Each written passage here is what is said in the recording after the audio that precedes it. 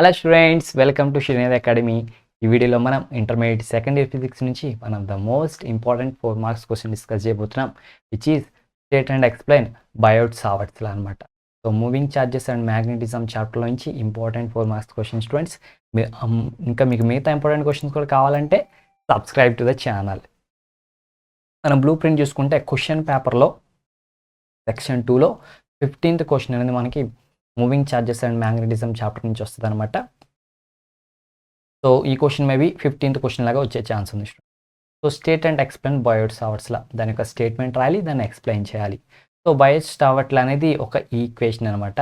So అది దేనికి related అంటే కనుక ఒక వైర్లో కరెంట్ పాస్ అయితే కనుక దానివల్ల వచ్చే మ్యాగ్నెటిక్ ఫీల్డ్ ఎంత అనే దానికి బయోట్-సావర్ట్స్ లా ఒక ఈక్వేషన్ అనమాట స్టూడెంట్స్. ఓకేనా? Magnetic field generated by a constant electric current వల్ల వచ్చే మ్యాగ్నెటిక్ ఫీల్డ్. ఓకేనా students? So it relates the magnetic field to the magnitude, direction, length and electric current అనమాట. సో ఇక్కడ ఏం చెప్తారంటే కనుక స్టూడెంట్స్, ఇప్పుడు మనకే కనుక ఒక వైర్లో కరెంట్ అనేది పాస్ అవుతా ఉందనుకోండి, దీనివల్ల ఒక సర్టెన్ డిస్టెన్స్లో ఒక ఆర్ అనే డిస్టెన్స్ అనుకోండి పోనీ, ఆ డిస్టెన్స్లో ఇక్కడ ఉండే మ్యాగ్నెటిక్ ఫీల్డ్ ఎంత.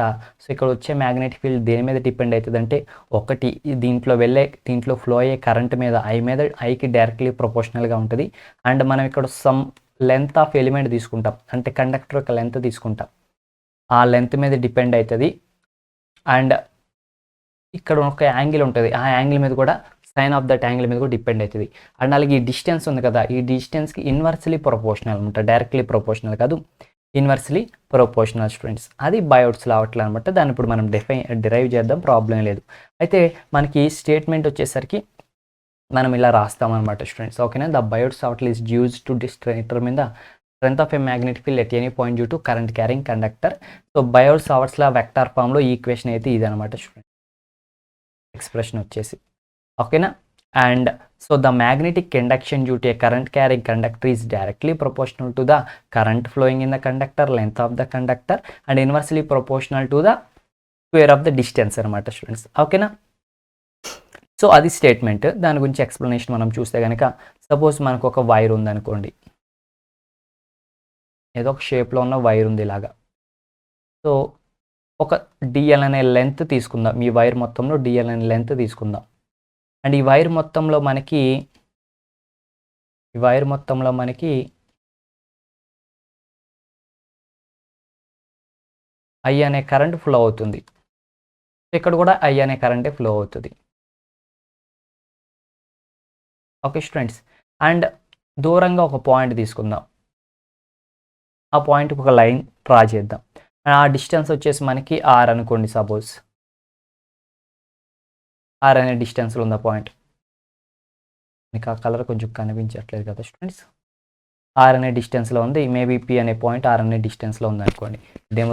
దీని యొక్క లెంత్ డిఎల్ అండ్ దీంట్లో ఫ్లో అయ్యే కరెంట్ ఐ, అండ్ ఇక్కడ వచ్చిన యాంగిల్ ఏమో తీటా అనుకోండి. సో ఇక్కడ ఉండే మ్యాగ్నెటిక్ ఫీల్డ్ ఎంతో మనం ఫైండ్ అవుట్ చేయాలి. ఈ స్మాల్ లెంత్ ఎలిమెంట్ వల్ల ఇక్కడ ఉండే మ్యాగ్నెటిక్ ఫీల్డ్ ఎంత. సో బయోట్-సావర్ట్స్ లా ఏం చెప్తుంది అంటే కనుక, బయోట్-సావర్ట్స్ లా ఈ స్మాల్ లెంత్ గుండా వెళ్ళే ఈ స్మాల్ లెంత్ ఆఫ్ వైర్లో కరెంట్ పాస్ అవ్వడం వల్ల, డిఎల్ లెంత్లో కరెంట్ పాస్ అవ్వడం వల్ల ఈ పాయింట్ దగ్గర వచ్చిన మ్యాగ్నెటిక్ ఫీల్డ్ని సపోజ్ మనం డీబీ అని అనుకుంటే, ఆ డీబీ అనేది దేనికి డైరెక్ట్లీ ప్రొపోర్షనల్గా ఉంటుందంటే, ఈ స్మాల్ కండక్టర్ యొక్క లెంత్, దట్ ఈస్ డిఎల్కి డైరెక్ట్లీ ప్రొపోర్షనల్గా ఉంటుంది. అండ్ అదే డీబీ వచ్చేసి మనకి దేనికి ప్రొపోర్షనల్గా ఉంటుంది అంటే, కరెంట్కి డైరెక్ట్లీ ప్రొపోర్షనల్గా ఉంటుంది, ఎంత కరెంట్ దీంట్లో ఫ్లో అవుతుంది అనేది. అండ్ అదే డీబీ వచ్చేసి మనకి దేనికి డైరెక్ట్లీ ప్రొపోర్షనల్గా ఉంటుంది అంటే, sine of the angle that is sine theta, angle ఎంత ఉంది దానికి ప్రొపోర్షనల్గా ఉంటుంది. అండ్ అదే డీబీ, ఆ మ్యాగ్నెటిక్ ఫీల్డ్ దేనికి డైరెక్ట్లీ ఇన్వర్స్లీ ప్రొపోర్షనల్ ఉంటుంది అంటే, that is the square of the distance. ఈ డిస్టెన్స్ దీని స్క్వేర్కి డైరెక్ట్లీ ఇన్వర్స్లీ ప్రొపోర్షనల్ ఉంటుంది. సో వీటన్నిటి బట్టి ఫైనల్గా D B is directly proportional to I D L sine theta divide by are square అని అంటాం స్టూడెంట్స్. సో ఈ డైరెక్ట్లీ ప్రొపోర్షనాలిటీ తీయడం కోసం ఒక కాన్స్టెంట్ పెట్టుకుంటాం, కే అనే కాన్స్టెంట్ పెట్టుకోవచ్చు, maybe I D L sine theta by are square అనమాట. ఓకేనా? అండ్ ఇక్కడ మనం చూస్తే ఏం చేస్తామంటే, కే అనే దాని బదులు కాన్స్టెంట్ని μ0/4π అంటాం. So μ0/4π into I d l sine theta by are square. So ఇది వచ్చేసి మనకి ఏంటి, ఓకే స్టూడెంట్స్, ఇప్పుడే మనం వెక్టార్ ఫార్మ్లో రాయాలంటే dv bar is equals to u0/4 into so ideal sine theta by R cube మనం ఎలా రాస్తామంటే కనుక so which is can be written as I into D L bar cross R bar divide by R cube అని రాస్తాం students. ఇట్లా మనం రాయొచ్చు అనమాట. ఇది వెక్టార్ ఫామ్ అనమాట స్టూడెంట్. ఓకేనా? So that's it. ఇది ఎట్లా వచ్చింది సార్ అంటే కనుక పైన కింద ఆర్తో మల్టిప్లై చేస్తాం.